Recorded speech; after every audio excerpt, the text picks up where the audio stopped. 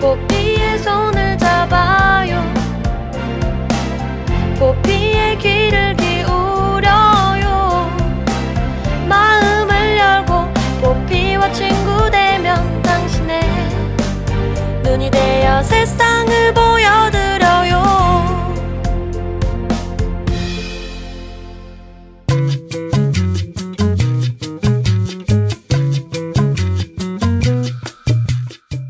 러시아에서는 무근해가 가기 전에 모든 빚을 정리하고 심지어 자신이 받은 모욕까지도 툴툴 털고 정리하는 게 관습이라고 합니다. 여러분은 새해를 맞을 준비 다 하셨나요? 사실 전 세계인들 모두가 새해를 맞이하는 방법이 거의 비슷할 거예요. 그렇지만 새해가 오기 전에 모든 빚을 정리한다는 거 조금 힘든 일 아닌가요? 네, 그렇죠. 그만큼 마음에 남는 일들을 해결하고 툴툴 털고 처리하라는 게 아닐까 싶어요. 네, 그렇게 되면 새해는 뭔가 새로운 일이 새로운 것들 이런 것들을 시작할 수 있을 것 같은 그런 기분일 겁니다. 마치 새하얀 도화지를 새로 받는 느낌이랄까요? 네, 그렇네요. 순철 씨는 이 도화지에 뭘 그리고 싶으세요? 네, 새하얀 도화지인 만큼 좀 생각을 해봐야 될 것 같습니다. 네, 그렇겠죠. 백지기 때문에. 네. 네, 여러분도 2016이라는 새하얀 도화지에 어떤 그림을 그릴지 한번 고민해 보시는 거 어떨까요? 아마 행복한 고민이 될 겁니다. 2015년의 마지막 날 12월 31일 목요일 내 손을 잡아요. 출발합니다.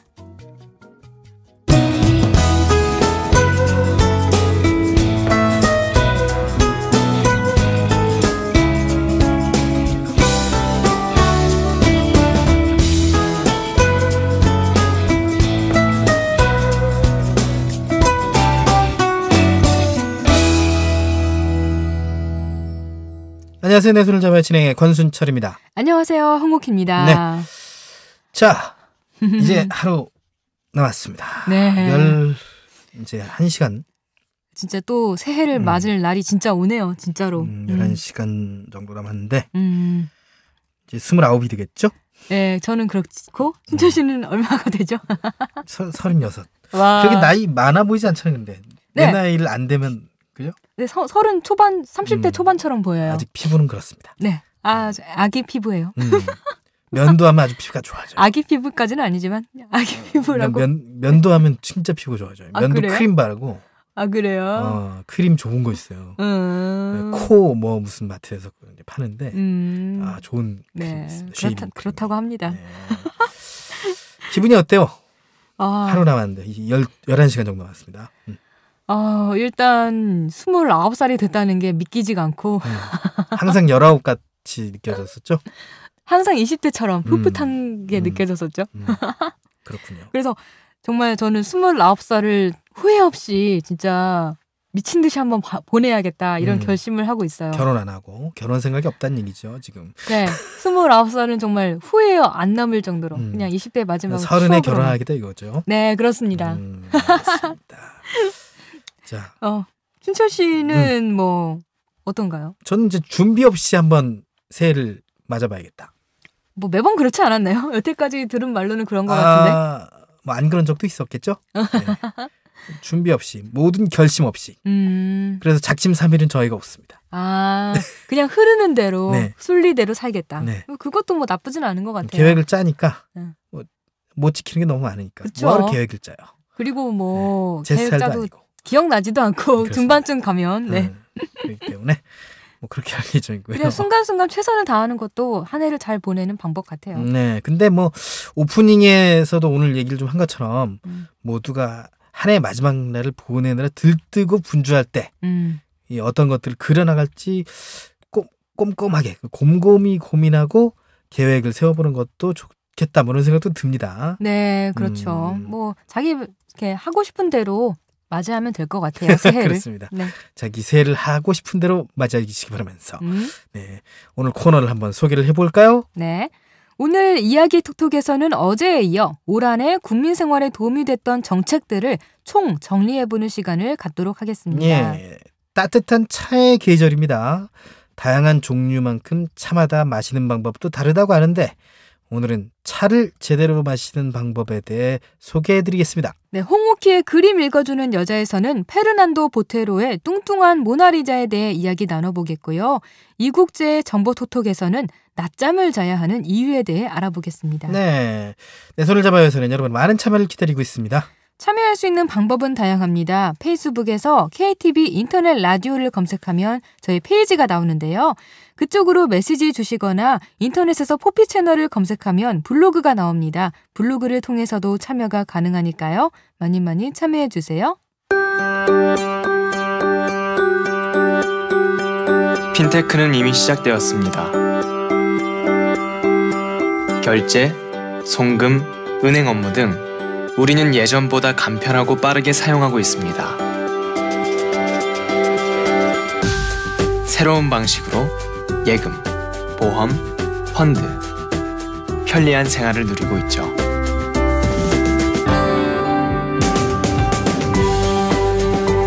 핀테크, 이제 생활입니다. 금융개혁은 이미 시작되었습니다.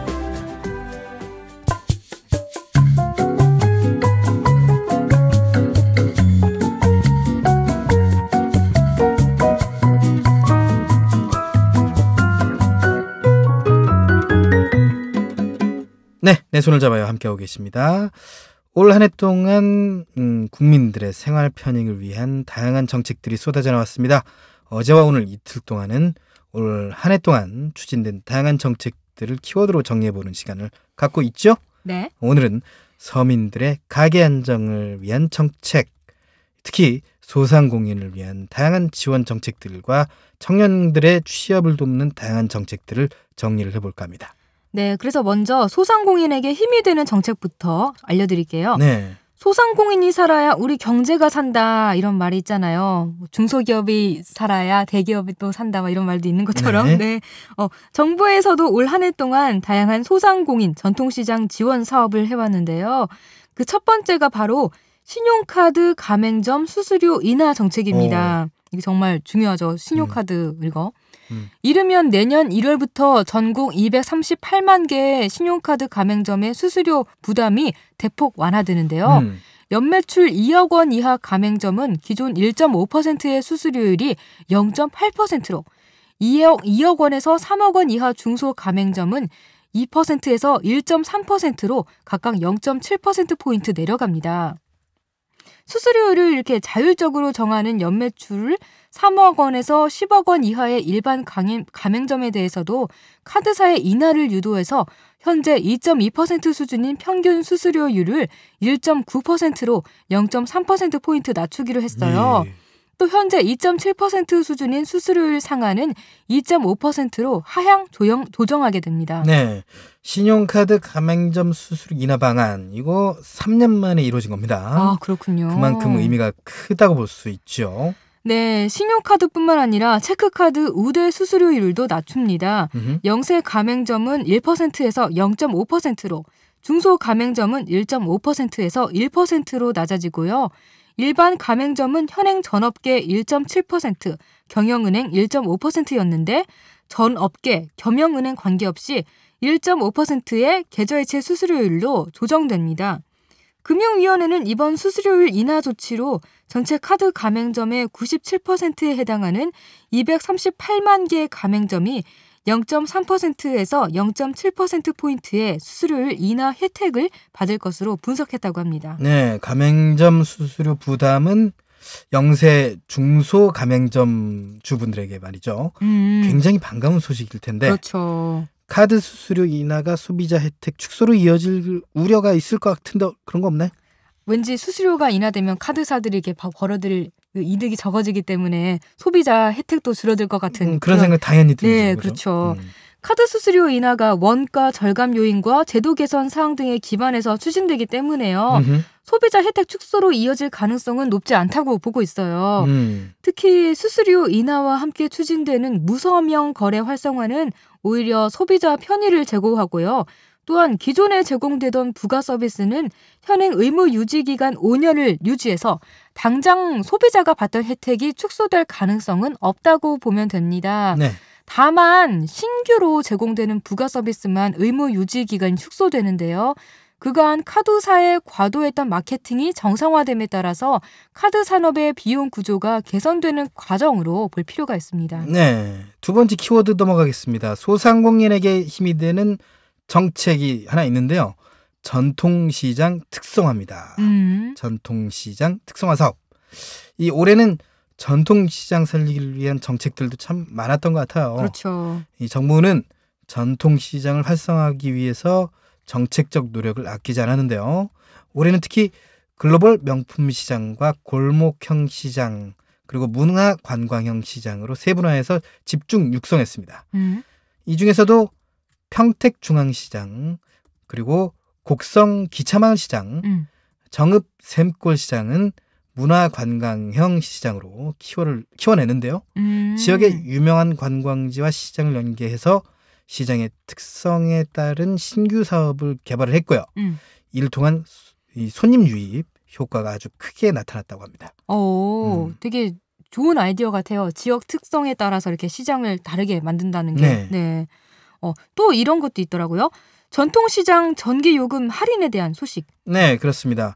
이 올해 말 종료되는 전통시장에 대한 전기요금 할인 혜택 기간을 2년 더 연장키로 했는데요. 이런 방안은 영세 상인의 부담을 줄이기 위한 차원에서 마련된 것인데 앞으로 2년 동안 전국 20만 4천 개 점포에 50억 원이 지원될 전망입니다. 네, 또 이것도 있어요. 글로벌 전통시장 육성. 이거는 외국인 관광객 유치에 큰 도움이 되지 않았나 싶은데요. 글로벌 수준의 서비스가 제공되는 편안한 쇼핑 환경을 전통시장에 조성한다는 것 자체가 일단 관광객 유치에 큰 도움이 될 텐데요. 네. 외국인을 위해서 시장에 가이드와 통역을 배치하고요. 상인을 대상으로 외국어 교육을 실시하는 등 시장의 서비스 수준을 높여서 더욱 편안한 시장 쇼핑 환경을 갖춰나갈 방침이라고 합니다. 네. 다음 키워드로 넘어가 보면 혹시 말이죠. 희망 리턴 패키지에 대해 들어보셨나요? 아니요. 처음 들어봐요. 아마 조금은 생소하실 것 같아요. 네. 그럴 것 같아요. 이 폐업 후 취업을 희망하는 소상공인들이 체계적인 지원을 받을 수 있는 길이 열린 건데요. 올해 도입된 희망 리턴 패키지를 통해서 폐업 컨설팅부터 취업에 이르기까지 단계별 맞춤형 지원을 받을 수가 있습니다. 폐업 컨설팅은 폐업을 잘하는 방법을 알려주는 건가요? 뭐죠? 그건 아니고요. 네. 이 폐업을 하고 나서 재취업하는 거.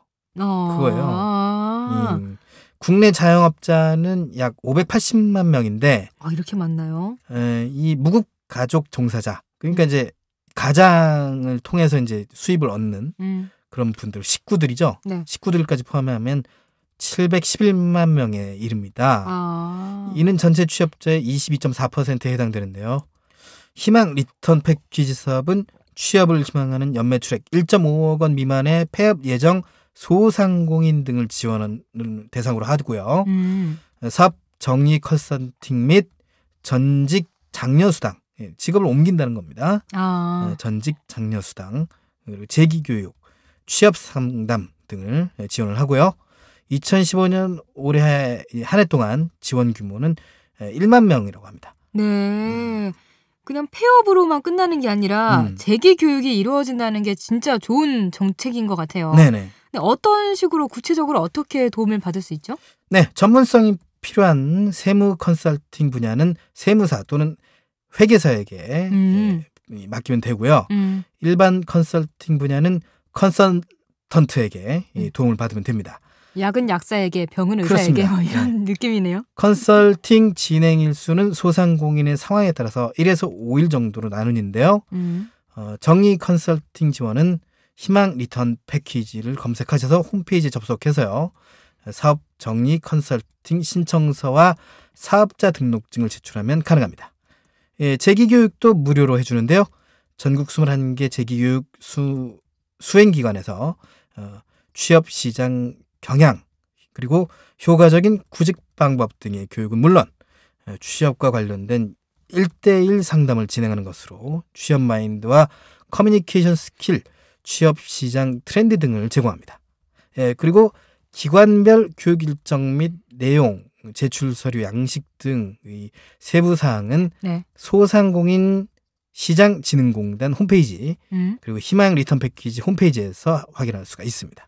네. 다음으로 소상공인에게 힘이 되는 정책, 창업과 초기 기업 지원 확대에 관한 건데요. 창업이나 성장 초기 기업에 대한 전폭적인 지원도 많았던 한 해였던 것 같아요. 금융위원회가 정책보증 제도를 대개편하는 등 중소기업 신보증체계를 구축했고요. 창업, 성장 초기 기업에 대한 전폭적인 지원에 나서는데요. 중소기업 신보증체계 방안은 기업 성장 단계별로 보증을 달리하는 거를 골격으로 하고 있는데요. 창업 5년 이내에 창업, 성장 초기 기업에는 창업 보증을, 창업 6에서 15년 차 기업엔 성장 보증을, 성장 보증 지원을 일정 기간 받은 성숙기 기업에는 위탁 보증을 각각 도입하는 보증 시스템을 구축하겠다는 겁니다. 네. 여기에 천재지변이나 경기 악화 등 외부 충격에 안전판 역할을 해줄 수 있는 안전보증도 도입했는데요. 이를 통해 금융위원회는 2014년 창업 21%, 성장 50%, 위탁 20%, 안정 9%였던 신용보증기금, 기술보증기금의 보증 비중을 오는 2019년까지 창업 27%, 성장 48%, 위탁 17%, 안정 8%로 재편할 계획이라고 합니다. 네, 그러니까 좀 창업만 조금 늘어났네요. 그래요. 이 외에도 말이죠. 정부는 대형마트와 기업형 슈퍼마켓 SSM이죠. 네. 기업용 슈퍼마켓 SSM. 네.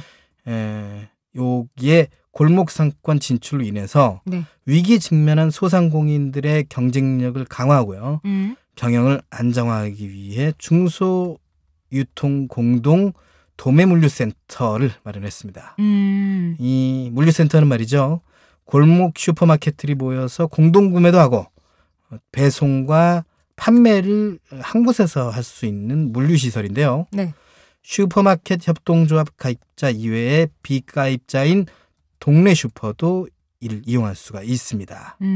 대부분 국비 60%, 지방비 30%, 민간 10%로 건립되는데요. 현재 전국에서 운영 중인 물류센터는 32개며 5개가 건립 단계에 있습니다. 네. 다음으로는 취업 지원 정책입니다. 먼저 고용복지 플러스 센터에 대해 설명해 드릴 건데요. 소상공인을 위한 정책들만큼이나 많은 지원책과 관심을 받은 분야가 취업이 아닐까 싶어요. 일자리와 복지 서비스를 한 곳에서 원스톱으로 제공하고 있는 고용복지 플러스 센터 들어보셨을 거예요. 네. 이곳은 고용센터, 일자리센터, 복지지원, 경력단절 여성 취업지원, 생활문화센터 등 최대 6개의 관련 기관들이 한 번에 서비스를 제공하는 민관 협력 모델인데요. 상담을 원하는 이들에 맞춰 취업 지원, 취업 성공 패키지, 직업 훈련 등의 고용 서비스를 통합적으로 제공하고 취약계층 자활 지원, 복지급여 상담, 민간복지 연계 등 다양한 복지와 상담 서비스를 함께 제공하고 있는 게 특징입니다. 네. 앞으로 고용복지 플러스 센터는 기능이 더 강화돼서요. 서민들의 곁에 다가설 예정이라고 해요. 네. 이어서 일학습 병행제도에 대해서 좀 이야기를 해보도록 하겠습니다. 올 한 해 주목받았던 정책들 중에 산업 현장에서 요구하는 실무형 인재를 양성하기 위한 일학습 병행제도 역시 빼놓을 수 없는데요. 이 제도는 기업이 취업을 원하는 청년들 있잖아요. 네. 청년들을 학습 근로자로 채용을 해서요. 기업 현장 또는 학교 등의 교육기관에서 장기간의 교육을 제공하고 이를 마친 자의 역량을 국가나 해당 산업계가 평가를 해서요. 자격을 인정해주는 내용을 담고 있습니다. 실제로 올 한 해 동안 일학습 병행제도에 대한 청년들의 관심이 뜨거웠다고 합니다. 네, 그랬군요. 또 다른 취업 지원 정책으로 일과 가정 양립을 지원하는 여성 새로 일하기 센터가 있어요. 네. 직장을 다니면서 아이를 키운다면 가장 고민되는 부분이 바로 육아일 텐데요. 네. 정부는 이러한 부분에 주목해서 육아기 근로 신간 단축 제도를 시행해 오고 있습니다. 이 제도는 육아휴직보다 근로시간을 조절을 통해서 육아와 직장 생활을 병행할 수 있도록 하는 제도인데요. 때문에 육아휴직을 신청할 수 있는 근로자가 이를 대신하는 방편으로 육아기 근로시간 단축 제도를 사용할 수가 있습니다. 뿐만 아니라 여성들을 위한 정책도 계속해서 추진되고 있는데요. 그중에 대표적으로 여성 새로 일하기 센터를 소개할게요.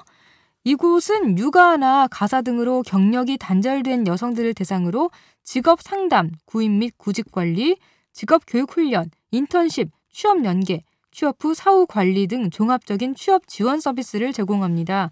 무엇보다 찾아가는 취업 지원으로 취업 상담, 개인별 맞춤형 취업 알선, 취업 후 직장 적응 지원 관리가 이루어집니다. 이후 여성이 재취업한 후에 직장에 잘 적응할 수 있도록 인턴십 기회를 제공하는데요.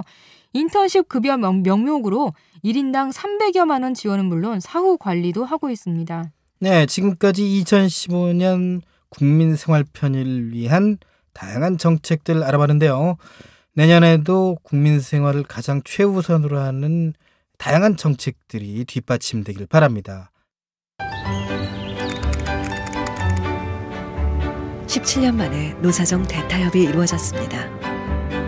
하지만 일자리를 찾는 많은 사람들이 대타협의 실천을 애타게 기다리고 있습니다. 그들의 일자리가 빈자리가 되지 않도록 반복되는 쪼개기 계약은 사라져야 합니다.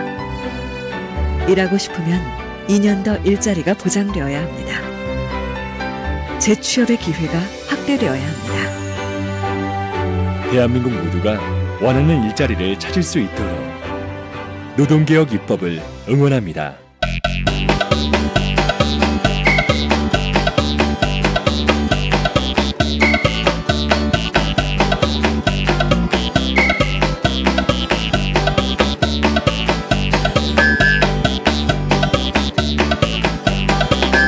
여러분은 지금 KTV 포피 채널 내 손을 잡아요를 듣고 계십니다. 네, 이번 시간은 권순철의 노하우입니다. 오늘은 어떤 정보가 준비되어 있을까요? 네, 코끝이 시큰거리고 맑은 콧물이 흐르며 손발이 꽁꽁 얼어붙는 추운 겨울엔 따뜻한 차 한 잔이 좀 큰 위안이 됩니다. 물 마시듯 네. 매일 무심코 먹게 되는 차에 대해 오늘은 우리가 좀 얼마나 알고 있는지 좀 모르겠어요, 그죠? 그쵸. 우리가 평소에 자주 접하게 되는 차이긴 한데 자세히 아는 분은 그렇게 많지 않지 않을까. 그래서 네. 오늘은 권순철의 노하우에서 차에 대한 다양한 속설과 제대로 마시는 방법 등에 대해 알아보도록 하겠습니다. 진짜 오늘 유용할 것 같아요. 저는 차 마시긴 하는데 차는 왠지 맛은 다 똑같은데 향만 좀 다른 것 같고 그렇거든요. 그래서 차는 대체 무슨 차이가 있는지 사실 잘 모르겠었거든요. 그래요. 제가 자세히 좀 알려드리도록 하겠습니다. 네. 자세히 정말. 자, 차는 크게 녹차, 홍차, 우롱차 세 가지로 분리됩니다. 이 세 가지로 분류된다고요? 네, 크게? 네, 크게. 홍차는 가장 오랫동안 발효시켜 색이 짙고 맛도 진하죠. 녹차는 잎을 증기에 찌는 방식으로 열기를 가한 뒤 건조를 시키고요. 우롱차는 중간 정도로 발효시켜서 녹차와 홍차 중간 정도의 풍미를 냅니다. 신기하네요. 전혀 몰랐어요. 자, 여기서 제가 퀴즈를 몇 가지 낼 테니까 맞춰보시기 바라겠습니다. 이 퀴즈를 통해서 이 차에 대한 정보를 알아볼 수 있거든요. 다 틀릴 것 같아요, 저는. 자, 첫 번째 문제. 매일 마시면 암 위험률이 감소합니까? 차가 왠지 건강에 좋다고 알려져 있으니까 네. 감소할 것 같아요. 암. 맞나요? 뭐 반은 맞고 반은 틀리다고 볼 수 있겠습니다. 네. 차를 마시는 것만으로 암을 예방할 수 있다는 사실은 아직 과학적 근거가 부족해요. 암 위험률은 환경 요인, 유전적 요인 등 다양한 요인이 함께 작용해서 일어나기 때문인데 이게 돌연변이 아닙니까? 돌연변이로 일단 맞아요. 이상한 세포가 자라나게 되는 네, 건데요. 그렇죠. 단 몇몇 연구 논문들에 따르면 일부 사람들은 차를 마시는 습관과 암 위험률 감소 사이에 연관성을 보였지만 어떤 사람들에게 차가 이 같은 효과를 일으키는지는 추가적인 연구가 필요한 상태입니다. 아, 그렇군요. 네, 그냥 아직은 좀 그렇게 좋긴 한 것 같은데 과학적으로 규명되지 않았다는 거죠. 그렇게만 알고 있으면 되겠네요. 네. 아직까지는. 네. 두 번째 문제. 혈당 수치를 조절하려면 녹차를 마셔야 한다. 맞습니까? 틀립니까? 왠지 녹차는 약간 카페인 들어간 음료잖아요. 그렇죠? 그래서 왠지 혈당을 높일 것 같은데 왜 그런 생각이 들어요. 왠지. 그래요. 이게 녹차가 포도당 혹은 혈당 수치를 조절하는데 도움이 된다는 몇 가지 근거를 제시한 연구 논문들이 있어요. 그렇군요. 네, 하지만 어느 정도의 양을 마셨을 때 체중 조절을 그리고 체지방 관리 등을 비롯한 전반적인 건강 개선 효과가 나타나는지는 아직 미지수라고 해요. 이것도 미지수군요. 그래도 마시는 게 도움이 되긴 하겠죠.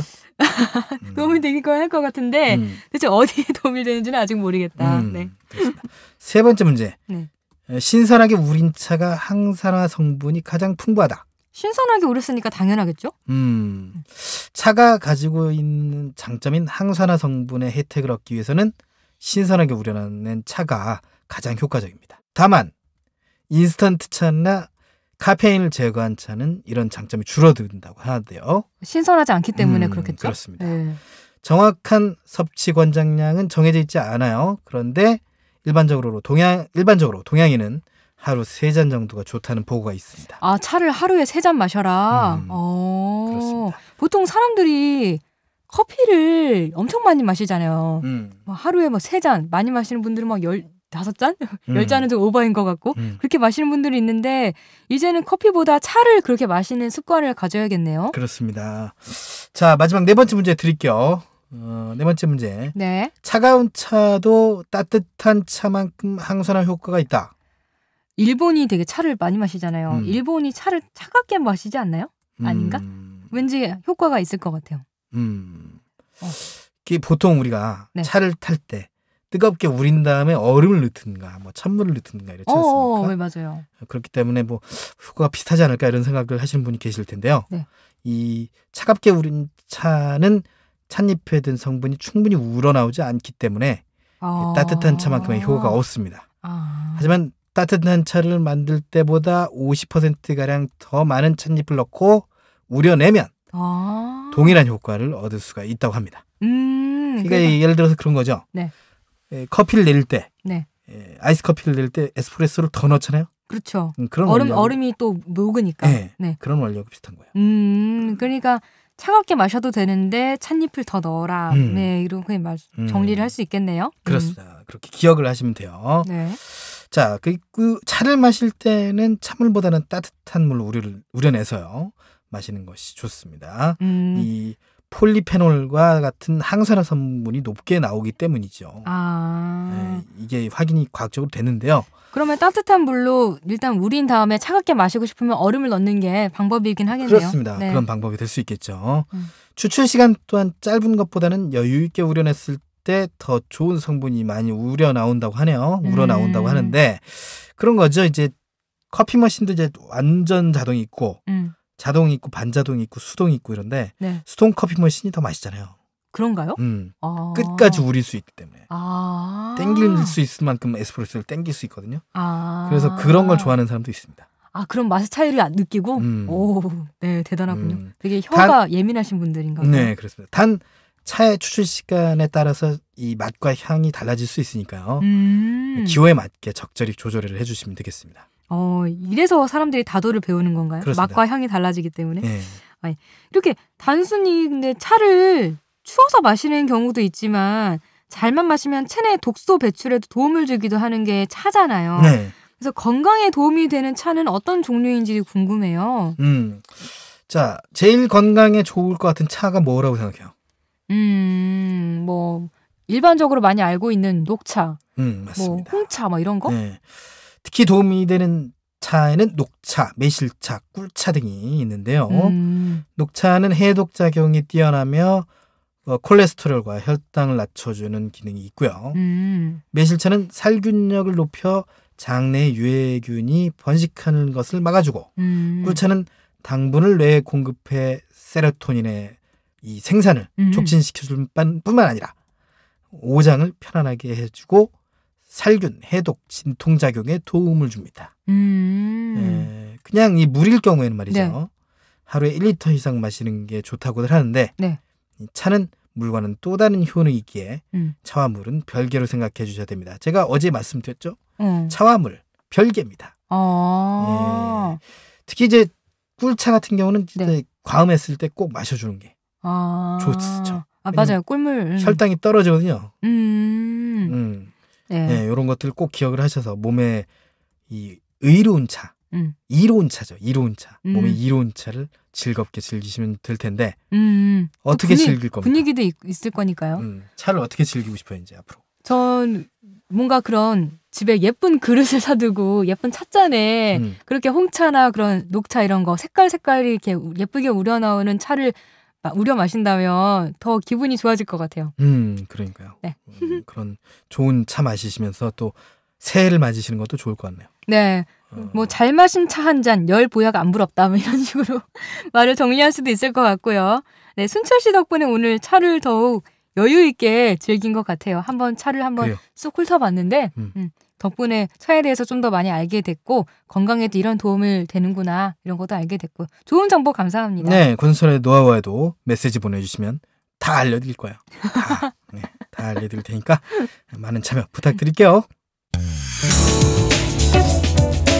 내 손을 잡아요에서는 여러분의 많은 참여를 기다리고 있습니다. 알고 싶은 정보가 있다. 방송에 참여해보고 싶다. 함께 나누고 싶은 사연이 있다. 모두 좋습니다. 페이스북에서 KTV 인터넷 라디오를 검색하면 저희 페이지가 나오는데요. 그쪽으로 메시지 주시거나 진행자에게 메시지를 보내주세요. 그리고 인터넷에서 포피 채널을 검색하면 블로그를 통해서도 참여가 가능합니다. 방송을 들을 수 있는 방법도 알려드릴게요. KTV 홈페이지와 모바일 팟빵으로 접속을 하면 실시간으로 들을 수 있습니다. 그리고 유튜브를 통해서도 만날 수 있으니까요. 혹시 실시간으로 진행되는 방송을 놓친 분들은 팟캐스트 서비스를 이용하면 다시 들으실 수 있습니다.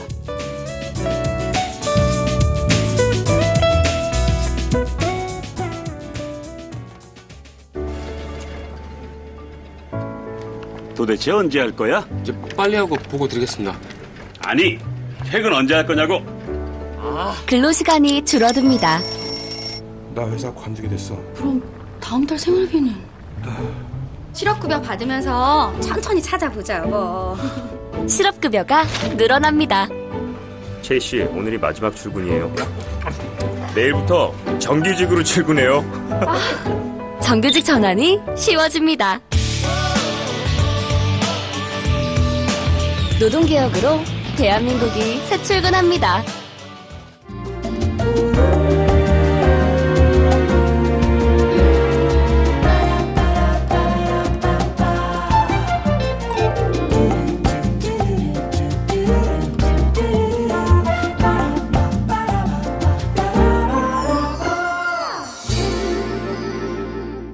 자, 내 손을 잡아요. 이번 시간은 그림 읽어주는 여자입니다. 오늘은 어떤 명화를 만나볼까요?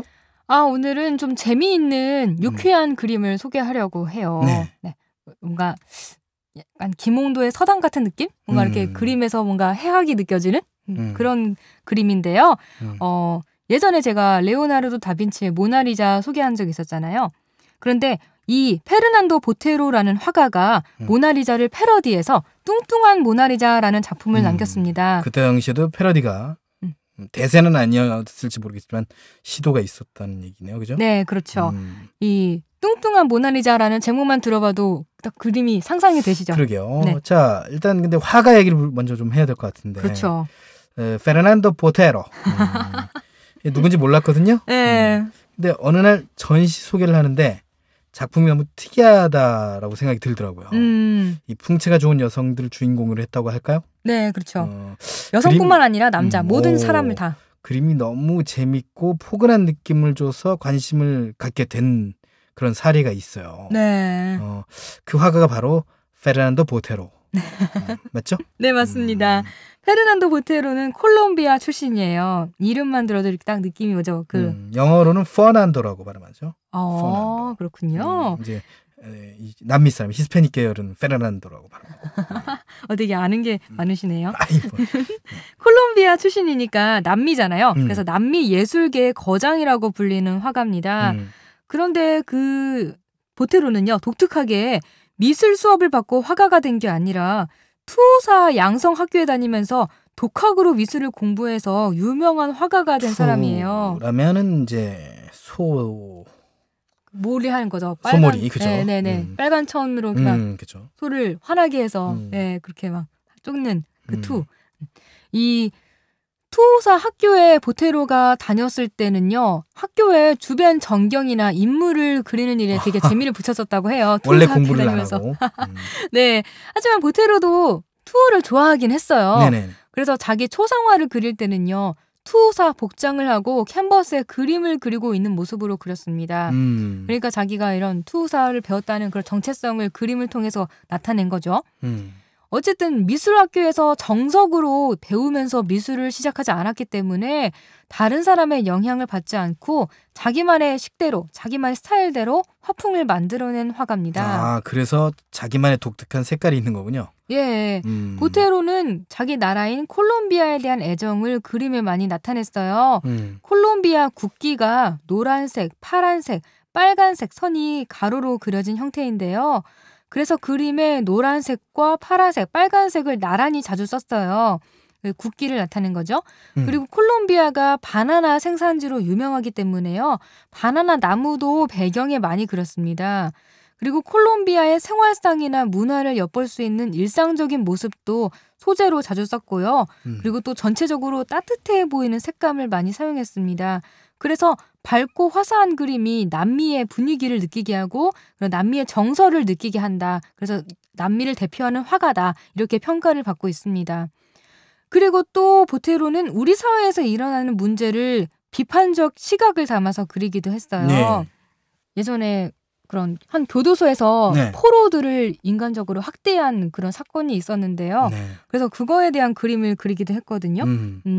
뭐랄까 어떤 사람이 교도소에 쓰러져 누워 있는데 커다란 개가 그 사람의 등을 밟고 서 있는 그런 그림이었어요. 네. 그 사람 등은 막 피투성이가 되어 있고 그 개가 굉장히 끔찍한 형상을 하고 있기 때문에 뭔가 포로에 대한 참상 같은 거, 인간 차별 같은 거, 그런 사회적 문제들을 느낄 수 있는 뭔가 그런 충격이 느껴지는 그림이었죠. 예. 이런 비판적 시각을 담아서 그림을 그리기도 했는데 보테로가 또 자주 그린 게 명화의 패러디화예요. 피카소, 고흐, 앵그르, 드가, 라파엘로 같은 유명한 화가의 유명 작품들은 거의 다 패러디에서 그렸다고 봐도 무방하거든요. 왜냐하면 이 사람이 독학으로 그림을 배웠잖아요. 독학으로 그림을 한 거잖아요. 그렇죠. 그래서 이렇게 유명한 사람들의 작품들을 모방을 하면서 그림 기술을 익혀나간 거죠. 네. 그렇군요. 패러디. 사실 저도 이제 방송을 배운 적이 없기 때문에 그렇죠. 모방을 하면서 베끼면서. 누구를요? 뭐 멘토로 하는 사람이 있나요? 있습니다. 네. 네. 나중에 개인적으로 알려드리도록 하고요. 비밀인가요? 알겠습니다. 비밀까지는 아닌데 그분의 또 성함을 또 대면 또 싫어하실 수 있기 때문에. 네. 자, 그런데 말이죠. 패러디를 했어도 자기만의 스타일이 분명히 있잖아요. 저도 마찬가지거든요. 그렇죠. 그냥 뭐든 그냥 다 100% 따라하면 안 되겠죠. 그렇죠. 네, 그거는 그냥 그렇게 할 수도 모방이고. 없고. 패러디는 약간 자기만의 그런 모방을 할 수 있으되 그 모방을 해도 자기만의 뭔가가 조금씩 나오잖아요. 네, 그런 게 패러디가 아닌가. 그렇죠. 네. 그런 게 모방보다 더 좀 안 좋은 말은 이제 표절. 이제 아예 그렇죠. 베낀다는 거고. 네. 그러니까 이 보테로는 패러디를 한 거니까요. 보테로는 사람이나 동물, 그리고 자연, 사물 등 그림에 등장하는 모든 것들을 매우 풍만하게 그렸습니다. 그래서 아주 우리가 유명한 작품이 아닌 이상 작품만 보고 작가 이름을 맞히기가 쉽지가 않잖아요. 보통 사람들은. 근데 이 보테로의 그림은요. 그 특징만 딱 알면 어느 작품을 보더라도 이게 보테로의 그림이구나 하고 알 수 있습니다. 일단 사람과 사물을 굉장히 뚱뚱하게 그렸다는 건데요. 실제 이런 모습을 한 사람이 있다면 고도 비만이라고 생각이 들 만큼 정말 엄청 상상 이상일 정도로 네네. 진짜 뚱뚱하게 그렸어요. 거의 200kg에 가까울 정도의 그런 풍만한 몸매라고 생각하시면 됩니다. 얼굴은 달덩이만큼 동그랗고 크면서요. 볼살이 오동통하게 올랐고요. 네. 그리고 뭐 턱선이 보이지 않는 건 당연하고 그리고 몸집은 대굴대굴 굴러가겠다고 느껴질 정도로 포동포동하고요. 그런데 상대적으로 손과 발이 애기 손발처럼 너무 작아요. 그래서 대체 저 발로 이 무게를 어떻게 견딜까, 버틸까 의아할 정도로 굉장히 손과 발은 작게 그렸습니다.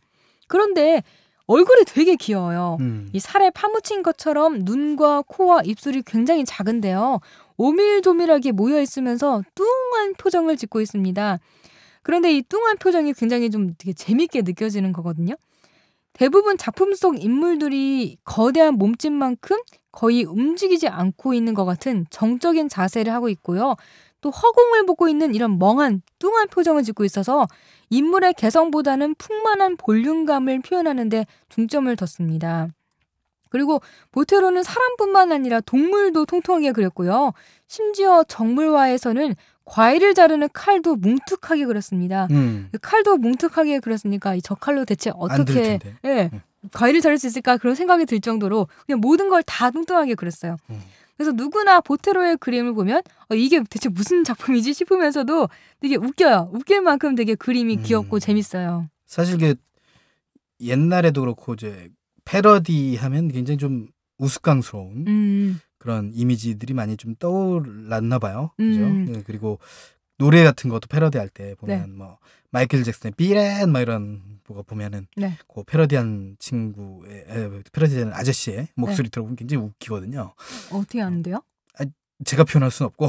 그래요? 찾아서 이 비렛을 패러디한 게 있습니다. 그렇구나. 패러디에 이렇게 약간 웃음 포인트가 들어가는 것도 말이죠. 패러디만의 매력인 것 같아요. 이 보테로가 왜 이렇게 그림 뚱뚱하게 그렸는지 이유가 있을 것 같기도 합니다. 네, 왜 보테로가 이렇게 모든 그림을 다 뚱뚱하게 그리느냐 이에 관한 미술 전문가들의 다양한 해석이 있었어요. 마르고 아름다운 것만을 강조하는 현대사회를 비판하기 위한 거다. 사회 지배층의 욕망을 풍자하기 위한 의도다. 이렇게 거창하게 평가를 하고 있었는데요. 정작 보테로는 나는 뚱뚱한 사람을 그린 게 아니다 라고 밝혔어요. 인물을 왜곡하거나 의도적으로 우스꽝스럽게 표현하려는 게 아니라 그냥 다른 화가들의 형태를 기형적으로 표현한 것처럼 나도 그림을 그리는 몰입 과정에서 그냥 이렇게 이런 형태로 그린 것뿐이다 라는 단순한 이유를 들었어요. 네네네. 그러니까 한마디로 정리하면 그냥 이렇게 되는 거죠. 인체의 볼륨감을 극대화하기 위해서 그냥 과장되게 표현한 것일 뿐 이렇게 정리를 할 수 있는 거예요. 그렇군요. 네, 자기만의 이런 스타일을 가진 것도 되게 좋은 것 같아요. 보테로의 패러디화하면 유명한 작품이 몇 개 있는데요. 오늘은 그 중에서도 레오나르도 다빈치의 모나리자를 패러디한 작품을 소개하려고 합니다. 작품명은 아까 말했듯이 뚱뚱한 모나리자고요. 아름다운 미소를 가진 레오나르도 다빈치의 모나리자가 보테로의 손을 거쳐서 어떻게 재탄생했는지 볼까요? 보테로가 그린 모나리자는 얼굴과 몸이 1:1 비율이고 배경이 거의 안 보일 만큼 얼굴과 신체가 거대하고 풍만합니다. 하지만 자세만은 레오나르도의 모나리자와 똑같은 자세로 몸을 그림 왼쪽으로 약간 튼 채 두 손을 가지런히 모으며 앉아 있습니다. 보테로는 얼굴과 몸은 크게 그리면서 손발은 기형적으로 작게 그렸기 때문에 뚱뚱한 모나리자의 손도 지나치게 작게 표현됐습니다. 커다란 달덩이가 떠있는 것처럼 둥글둥글하고 포동포동한 얼굴에는 눈과 코와 입이 오밀조밀 모여 있습니다. 보테로는 보통 인물을 그릴 때 뚱하거나 멍한 표정을 짓게 만들지만 레오나르도의 모나리자는 은은한 미소가 유명한 작품이기 때문에 뚱뚱한 모나리자도 살짝 미소를 짓고 있습니다. 또 실제 모나리자처럼 눈썹이 아예 없지는 않고 얇은 선으로 그려 넣었습니다. 어깨까지 내려오는 얇은 갈색 곱슬머리, 그리고 그 머리 위에 쓴 검은 천까지 놓치지 않고 표현했습니다. 다만 실제 모나리자처럼 배경을 복잡하게 그리지는 않고 가로로 길게 펼쳐진 산등성이와 강 정도만 표현했습니다. 보테로는 인체에 대한 새로운 해석으로 즐거움을 준 화가입니다. 레오나르도의 모나리자보다 몸집이 3배는 불어난 보테로의 모나리자는 후덕한 얼굴 덕분에 더 인자해 보이면서 한편으로는 관람자를 웃기는 상반된 매력을 가지고 있습니다.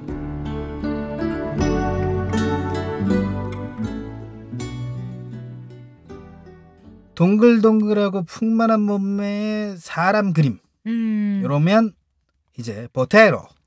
네. 딱 떠올 것 같네요. 네.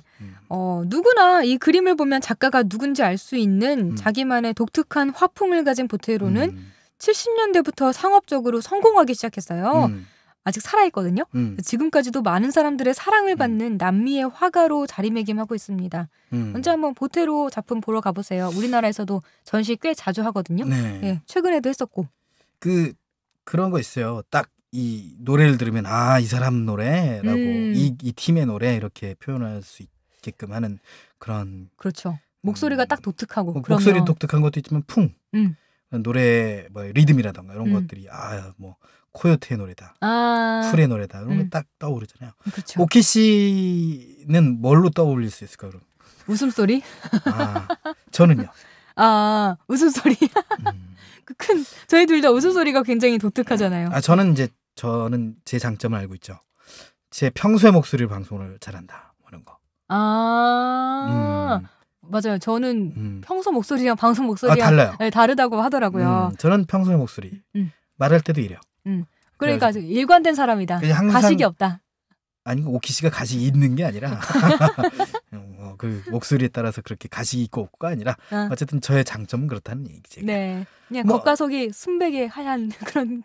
어쨌든 저 보테로의 그림은 좀 뚱뚱하고 동글동글하다 이렇게 좀 풍을 딱 결정을 지어놨다. 그렇기 때문에 이 그림을 보면 보테로의 그림. 작가의 이름을 보지 않더라도 딱 느낄 수 있다는 얘기예요. 청취자 여러분도 듣고 싶은 작품이 있으시다면 말이죠. 페이스북 페이지 있습니다. KTV 인터넷 라디오 이쪽으로 검색하시면 돼요. 그리고 저희 블로그 네이버에서는 포피 채널로 검색하면 된답니다. 언제든지 그림 읽어주는 여자의 문을 두드려 주시면 되겠습니다. 창업자들을 위한 열린 공간입니다. 그래서 창업을 꿈꾸는 분들, 스타트업을 시작하시는 분들 그 사업이 잘 정착할 수 있도록 저희가 도와주는 이런 창업 지원 공간이고 저희가 이제 멘토링을 해드립니다. 그래서 이 사업이 시장에서 지속 성장 가능한지 저희가 가이드 해드리고 실전 창업 교육도 저희가 시켜드리고요. 또는 개발자 대회, 경진 대회, 투자자의 만남 이런 네트워킹 프로그램들을 저희가 가지고 여기 오시는 분들에게 굉장히 큰 에너지를 드리고 싶습니다. 꿈이 있으신 분들 드림멘트로 오십시오. 저희가 적극 지원해드리겠습니다.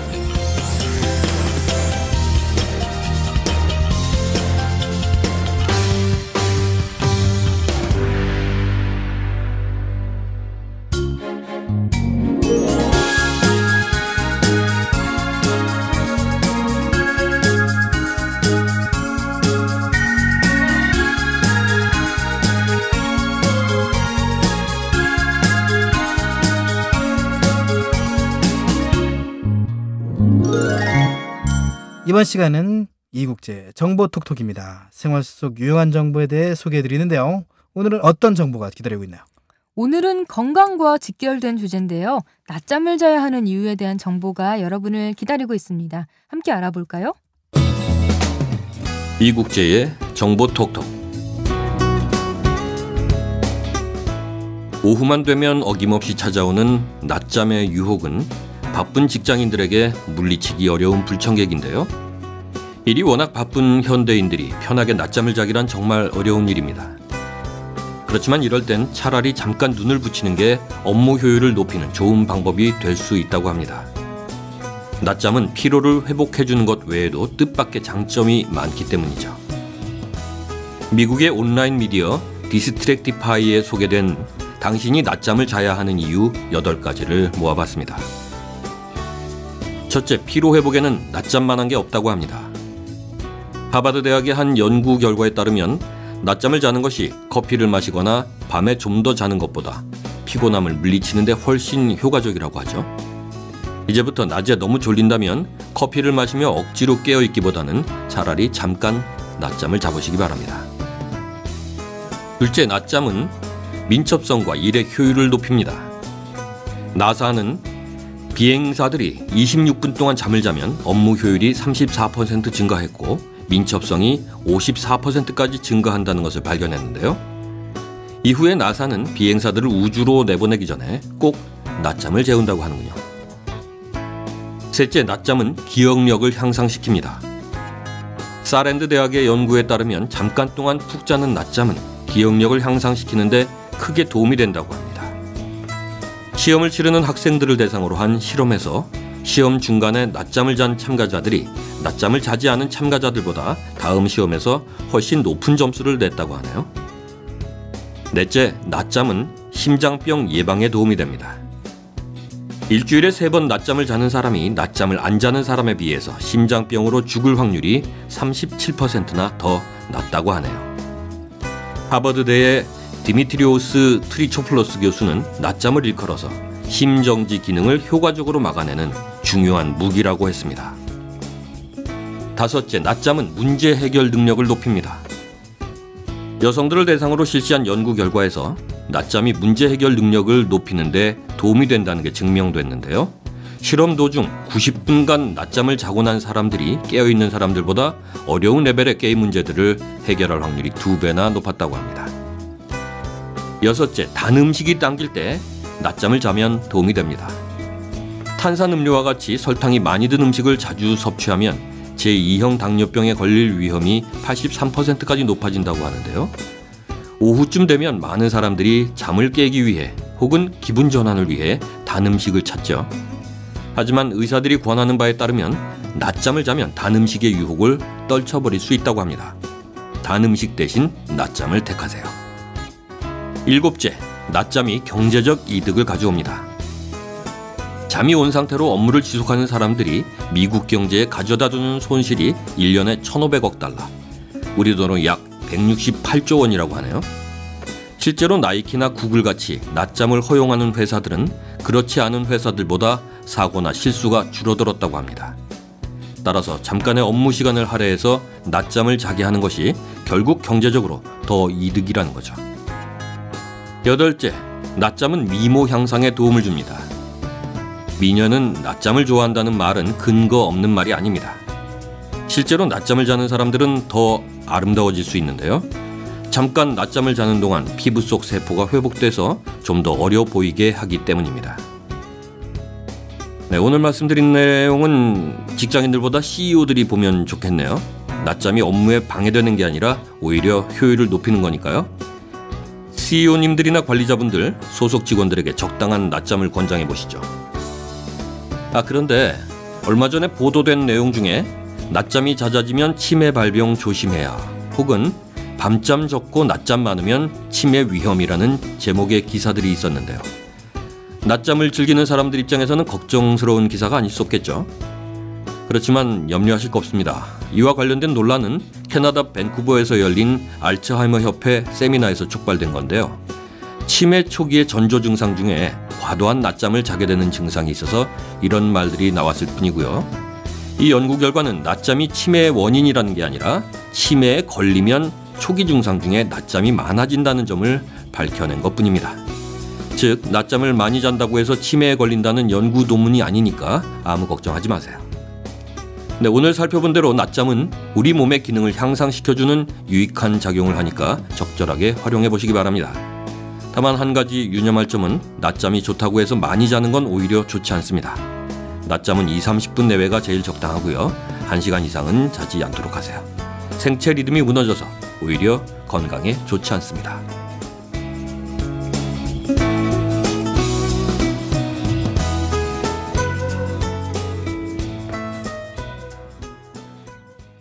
잠깐 낮잠을 자는 동안 피부 속 세포가 회복한다고 합니다. 미모에 도움을 준다는 얘기니까요. 이거는 여자분들에게는 필수인 것 같고 남자분들도 놓쳐서는 안 될 것 같은데요. 미모를 위해서라도. 오키 씨가 낮잠을 자는 이유가 그건가요? 네, 그렇습니다. 피부를 위해서. 그렇습니다. 어떻게 하셨지? 피부 좋아져야 되니까. 미인이 어떻게 하셨지가 아니라 낮잠 자는 걸 어떻게 알았죠, 제가. 낮잠의 건강에 도움이 되고 여유가 건강에 도움이 될 수도 있다는 거 동시에 알려드렸습니다. 자, 12월 31일 목요일 내 손을 잡아요. 저희가 준비한 소식 여기까지고요. 아유, 새해 복 많이 받으시라는 인사를 좀 드려야겠네요, 그죠? 그러게요, 맞아. 그 얘기를 안 했네요, 우리가. 새해 복 많이 받으세요. 해피 뉴 이어. 이 얘기를 안 했네. 요 멘트 하면 되겠네요. 저희는 2016년 하면 되겠네요. 그죠? 네, 그러게요. 그러면 저희는 2016년 새로운 모습으로 찾아오겠습니다. 새해 복 많이 받으세요. 지금까지 진행 권순철, 홍옥희였습니다. 여러분 새해 복 많이 받으세요.